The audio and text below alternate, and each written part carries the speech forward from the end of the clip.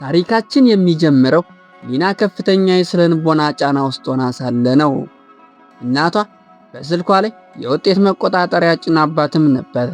ሊና በአንድ ወቅት በጣም ጎበዝና ጂነስ የምትባል ተማሪም ነበረች።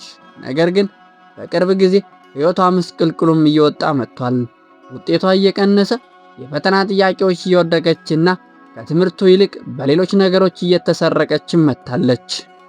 ለዚህ ሁሉ ለውጥ እናቷ የምትወቅሰው የሊና አዲስ ጓደኞች የሆኑትን ዘዊና ሙያ የተባሉ ሁለት ተማሪዎችን ነበር። እናቷ እነዚህ ልጆች ሊናን ከመንገዷ እያወጧት እንደሆነም ታምናለች። በአንጻሩ ደግሞ ሌላ ቀደም ሲል ኢታን ከተባለ ጥሩ ቤተሰብ ካለውና ትልቅ ደረጃ ይደርሳል ተብሎ የሚታመነው ልጅ ጋር ፍቅርም ነበራት። ሊና ከኢታን ጋር መለያየቷ እናቷን በጣም አበሳጭቷታል። እናቷ ለሊና እንዲህ ትላለች፣ ኢታን የመሰለ ጥሩ ልጅ ትተሽ ከነዚህ ከማይረቡ ልጆች ጋር ሕይወትሽን ታበላሻለሽ። እናቷን በመጨረሻ ሊና ከነዚህ ጓደኞች ጋር ከትምህርት ቤት ውጭ እንዳትገናኝ ሙሉ በሙሉ እገዳ ጥላባትና ስልኳንም ትቀማታለች። ነገር ግን እውነታው እናቷ ከምታስበው ፍጹም የተለየ ነበር። ሊና እናቷ በጣለችባት እገዳ ምክንያት ክፍሏ ውስጥም ተዘግታ ከፍተኛ ጭንቀት ውስጥም ትገባለች። ስሜቷን ለመግለጽ የምትችለው በማስታወሻዋ ደብተሯ ላይ ብቻ በመጻፍም ነበር። ሊና በማስታወሻዋ ላይ ወደ ኋላ መለስ ብላ እውነተኛ ታሪኳንም ትተርካለች። ሊና ሁልጊዜ እናቷን ፍላጎት ለማሟላት ስትል ራሷን እያቃጠለች የኖረች ልጅም ነበረች። እናቷ ከኢታን ጋር እንድታጠና ያደረገችው የኢታን አባትና የሊና እናት በአንድ ሕግ ድርጅት ውስጥ አብረው ስለሚሰሩም ነው። ኢታን በሰዎች ፊት ፍጹም ጨዋና በራስ መተማመን ያለው ቢመስልም በስተጀርባው ግን ክፉና ሌሎች ሴቶችን የሚያሳድድም ነበር። ሊና ኢታንን ከሌላ ሴት ጋር ቺት ሲያደርግ ስታገኘው እዛው ላይ ፍችም ይፈጽማሉ። ነገር ግን ኢታን የበቀል እርምጃም ለመውሰድ ያስባል። የኢታን አባት ለሊና እናት የቪዲዮ ማስረጃዎችን በመላክ ሊና ልጃቸውን በሰዎች ፊት እንዳዋረዳቸችውና አድርጎም ይነግራታል።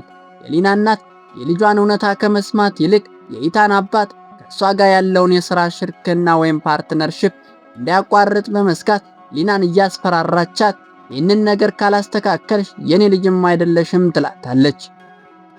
ሊና እናቷን ለማስደሰት ስትል ሙሉ ቅዳሜና እሁዱን ለኢታን ይቅርታ ስትጠይቅና እንዲመልስላትም ስትማጸንም አሳለፈች።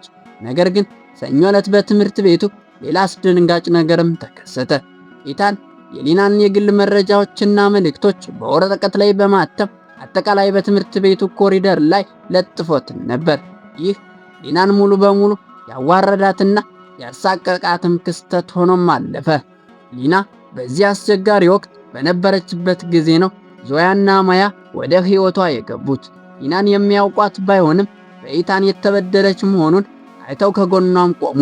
ማያ ማንንም የማትፈራና ለሌላ መብት የምትሟገት ጀግና ሴትም ነበረች። ዞያ ደግሞ የሊናን እንባ እያበሰች ሊና በውስጧ ደብቃ የነበረውን የሥነ ጥበብና የፋሽን ዲዛይን ተሰጥኦ እንድታወጣም አበረታታቻት። እነዚህ ሁለት ጓደኞች እናቷ እንደምታስበው ማደናቀፊያ ሳይሆኑ ሊና ራሷን እንዳታጠፋና በሕይወት እንድትቀጥል ያደረጉ እውነተኛ ዳኞች ነበሩ። ትምህርት ቤቱ ውስጥ ኢታን ሊና ላይ ማሾፍም ሲጀምር ያኔ ማያ መቋቋም አቅቷት ኢታን ላይ እጇን በማንሳት ሊናን ትከላከላለች። ይህንን ያዩት ርዕሰ መምህሩ ማያንና ሊናን ወደ ቢሮ ጠርተው እናቷ እንድትመጣም አደረጉ። እናቷ አሁንም እውነቱን ሳታውቅ ማያን በመውቀስ ሊናን በቁጣ ወደ ቤቷም ወሰደቻት። ሊና ክፍሏ ውስጥ ከገባች በኋላ ከትንሽ ደቂቃዎች በኋላ እናቷ ምሳ እንድትበላ ልትጠራት ወደ ክፍሏም ትመጣለች። ሊና በክፍሏ ውስጥ ስላልነበረች እናቷ በአጋጣሚ ሊና ካልጋዋ ስር ደብቃ የነበረውን ሳጥን አግኝታ በሳጥን ውስጥ የሊና አስደናቂ የሥነ ጥበብ ሥራዎች ወይም ፖርትፎሊዮ እና ስለ ሕይወቷ፣ ስለ እውነተኛ ጓደኛና ስለ ኢታን ክፋትና ስለ እናቷ ጨካኝነት የጻፈችውን ማስታወሻም ነበር ያገኘችው። እናቷ ማስታወሻውን ካነበበች በኋላ የሰራችውን ታላቅ ስህተትም ተረዳች።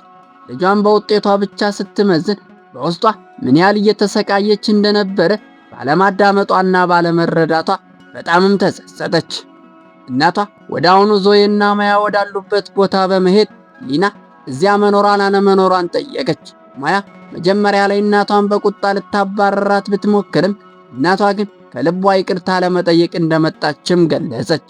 እናቷ ለዞዬና ለማያ ያቀረበችው ይቅርታ እጅግ ልብ የሚነካም ነበረ።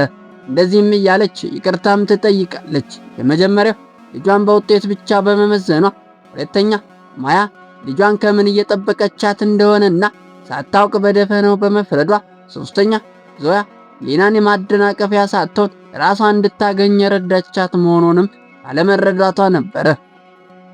እናቷ እውነተኛ የሕግ ባለሙያነቷን ተጠቅማ ኢታን በፈጸመው የማሸማቀቅና የማሳደድ ድርጊት እንዲቀጣ እንደምታደርግም ቃል ገባችላቸው። በማግስቱ በትምህርት ቤቱ ርዕሰ መምህር ፊት ቀርባ ኢታን የሊናን የግል መረጃዎች በመበተን የፈጸመውን ወንጀል በማስረጃ ስላረጋገጠችበት ማያ ከማንኛውም የዲሲፕሊን ቅጣት ነፃ እንድትሆንም አደረገች። በአንጻሩ ኢታን ከባድ የዲሲፕሊን ቅጣት እንዲጋፈጥም አደረገች።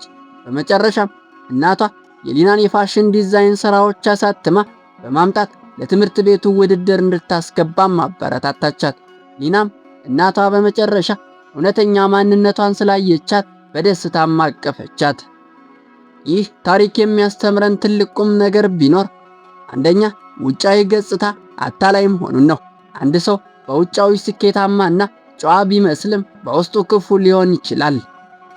ሁለተኛው አንዳንድ ጊዜ ወላጆች ሚናቸው ማዳመጥ መሆን አለበት የሚለውን ነው።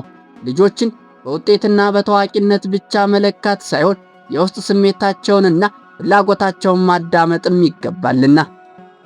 ሶስተኛውና የመጨረሻው እውነተኛ ጓደኛ ማለት ምን ማለት ነው የሚለውን ነው የሚያስተምረን።